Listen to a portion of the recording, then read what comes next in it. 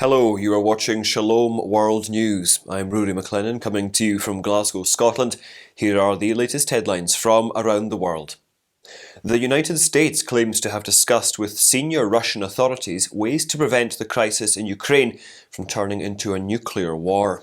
The announcement on Tuesday comes after Ukraine declared it will not negotiate with Russian President Vladimir Putin, following reports that Washington had pushed Kyiv to show that it is open to peace talks. US National Security Advisor Jake Sullivan confirmed that Washington and Moscow had held talks amid concerns Russia may use nuclear weapons after its army suffered significant losses on Ukraine's battlefields. Meanwhile, Archbishop Visvaldas Kulbokas, nuncio of the Holy See to Ukraine, spoke about Pope Francis's urgent appeal to end the war. The Holy Father said it is not only the gospel that speaks of the respect of life and the necessity of stopping the war, but humanity itself. As votes are being counted after the midterm elections in the United States, Republicans flipped House seats controlled by Democrats in Florida, Georgia and Virginia. In the state of Florida, Republican Governor Ron DeSantis had a resounding victory as he flipped several Latino counties that historically were Democratic fortresses. He is on the way to a re-election victory, which could serve as a launching pad for a 2024 presidential bid. Results also show that several Democratic incumbents, including 2 House members in Virginia, have won, and others are also leading. Republicans have leads, but not the wave they hoped for. The race for the Senate is tight, with both Republicans and Democrats holding onto competitive seats. Democrats in New Hampshire and Colorado, and Republicans in North Carolina and Ohio.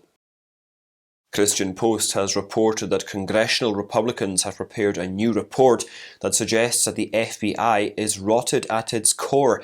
It cites the targeting of pro-life activists and parents who are concerned about their children's education. Republicans on the United States House of Representatives Judiciary Committee released a report on Friday entitled FBI Whistleblowers, what their disclosures indicate about the politicization of the FBI and the Justice Department. The 1,000-page correspondence between lawmakers and current and former FBI agents seeks clarification and documents related to certain actions which Congress members view as concerning. The report states that numerous whistleblowers have approached Judiciary Committee Republicans with allegations of political bias by the FBI's senior leadership and misuse of the agency's federal law enforcement powers. Whistleblowers describe the FBI's Washington hierarchy as rotted at its core, maintaining a systemic culture of unaccountability and full of rampant corruption, manipulation and abuse. The Mexican Bishops' Conference has defended the presence of Christian symbols on public property in light of a case coming before the Supreme Court of Justice of the nation. In the lawsuit, the plaintiff is seeking to prohibit nativity scenes on the streets of Yucatan. The bishops issued a statement requesting that Supreme Court justices assess the effects that a ruling in favour of the lawsuit would have on the right to religious freedom. If the court rules against the City Council, it would also affect the presence of images of Our Lady of Guadalupe and others on the streets of Mexico. Additionally, civil society organisations presented the Supreme Court of Justice of the nation with more than 40,000 signatures demanding that Mexico uphold its citizens' right to freedom of religion. A Catholic priest has reportedly been kidnapped by gunmen in the Kachia local government area of Kaduna State in Nigeria. Father Abraham Kunat was said to have been abducted at St. Mulumba Kumin State in Kachia at about 12:30 a.m. local time on Tuesday. The police are yet to acknowledge the incident. Meanwhile, gunmen in the West African nation kidnapped at least 80 people and killed 11 others in separate attacks in the northwest on Monday. In separate incidents, bandits kidnapped 50 people in Bukuyum and abducted at least 20 people working on their farms in Gusau, where they also killed 11 people. They also abducted at least 7 farmers in Bungudu and Zumi. Catholic Church leaders in America are adopting a new strategy to spread the faith, claiming that they understand the urgent need to do so in a manner that adapts to the modern world. This new outreach, called the Institute on the Catechism, is a new springboard for faith formation. It has been developed by the US Conference of Catholic Bishops Subcommittee on the Catechism. It will involve catechetical publishers working directly with the USCCB subcommittee on new ways to pass on the faith, using digital tools and aiming to reach a more diverse church. It will also provide resources to dioceses and yearly in-person training conferences and retreats for diocesan catechetical leaders. Bishop Frank Caggiano of Bridgeport, Connecticut, chairman of the Bishops' Subcommittee on the Catechism, said Catholic parishes need to recreate a Catholic culture that recognises that we are in the 21st century. The Iranian regime on Tuesday denounced skater Nilufar Mardani for attending a competition in Turkey without wearing an Islamic headscarf. This comes as the nation is roiled by protests sparked by the death of 22-year-old Mahsa Amini in police custody. On Sunday, Mardani, a member of Iran's national speed skating team for more than a decade, received a prize at a race in Istanbul without a head covering. She also wore black clothing featuring the word Iran. The sports ministry said that she took part in a skating competition in Turkey without authorization. In October, Iran's Elnaz Rekabi took part in a climbing competition in Seoul, South Korea, wearing only a bandana on her head, causing a sensation back home.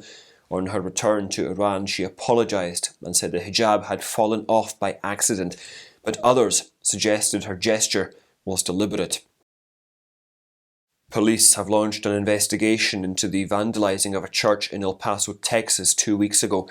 The act of vandalism caused damage of around $3,000. Security cameras filmed the vandalism on October the 23rd at St. Stephen Deacon and Martyr Catholic Church. A man walked up to the church entrance and began engraving letters on the glass doors before leaving in a light-coloured Lincoln Navigator. The church is requesting that parishioners and the local community keep a lookout for any suspicious activities on the property. Anyone with information on the church vandalism is welcome to contact Crime Stoppers or to submit a tip online in an anonymous manner. If their tip results in an arrest, tippers may receive a monetary reward. Video games with a religious theme are becoming the order of the day. The latest addition to this is The Bible, a new game that will be launched by the PC game platform Steam. The Bible will be presented as a visual novel in which the player interacts with the story. It also includes interactive elements, specifically trivia with more than 100 questions, through which the player can test their knowledge of the book. The developers shared their hopes that the Holy Bible can reach more people through the platform. The game further encourages players to delve into various chapters and verses for many achievements to be unlocked. Bible Games, which describes itself as a company devoted to converting biblical stories to computer games in various genres, is behind the game. The new game will be available on Steam from November the 14th. Steam itself is a video game digital distribution service that was launched in 2003. It is the largest video game platform for PC. A new round of negotiations between Tigray rebels and the federal government of Ethiopia has started in the Kenyan capital of Nairobi. To discuss the implementation of the peace process started in South Africa, representatives of the Tigray Defence Forces and the military command of the Ethiopian army met for a 5-day meeting. Redwan Hussein, the top negotiator for the Ethiopian federal government and security advisor to Prime Minister Abiy Ahmed, said that the direct communication that began in Nairobi could help hasten the execution of the peace accord. The Nairobi talks follow the signing of the Permanent Cessation of Hostilities Agreement by the Ethiopian government and the Tigray People's Liberation Front in South Africa last week. During his apostolic visit to Bahrain, the Holy Father Pope Francis hailed the peace agreement between the government and the rebels. Various regional and world leaders also praised this step, raising hopes for ending 2 years of brutal conflict marked by atrocities, including killings and human rights violations in the region. Defending pro-life values, even as abortion is still legal in New Mexico, commissioners in a city in the southeast unanimously approved an ordinance on Monday to outlaw the procedure. According to pro-lifers, Hobbs' passage of the so-called Sanctuary City for the Unborn Act, which prohibits abortion facilities from functioning, is a first for a town in a state where the Democratic Party is in power. Whole Woman's Health, an abortion service facility, had been considering setting up an abortion centre in the cities of Hobbs or Clovis to offer the procedure to women travelling from Texas to New Mexico. But the city's support for the Sanctuary City for the Unborn Act movement is now making the provider reconsider the same. Similar legislation was last week indefinitely postponed in Clovis City in the state. The New Mexico state law permits access to abortions with few restrictions following the reversal of Roe v. Wade in June. Police statistics show a rise in crime rates in Sri Lanka amid the country's ongoing economic crisis. The latest police statistics show that both organised crime and auto theft increased over the past year in the island nation. The number of vehicle thefts has increased because spare component prices have soared. According to the report, the number of murders has also gone up. As many as 435 homicides were reported in the first 9 months of this year. Officials also report an upsurge in shootings associated with organised crime. Beginning in 2022, civilians of the island nation have experienced a severe crisis due to a lack of fuel, raw resources and essentials. A nationwide protest wave has resulted from this. And those are your latest headlines. Do join us again tomorrow for more, and do remember, you can also visit swnews.org for more updates. Shalom.